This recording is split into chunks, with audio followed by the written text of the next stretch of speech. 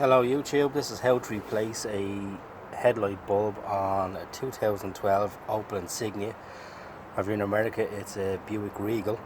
So this is your water filler for your washers. This actually just pulls out like so.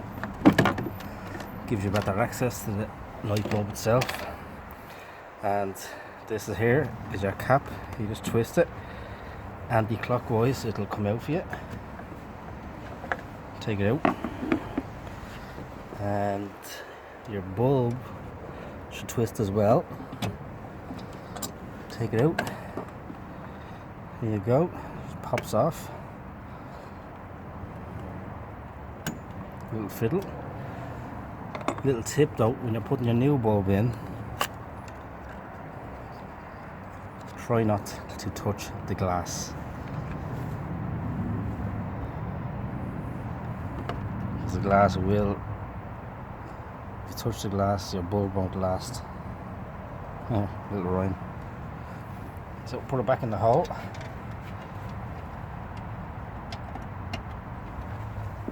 Twist it the opposite direction so you make sure you lock it down. It's a bit fiddly.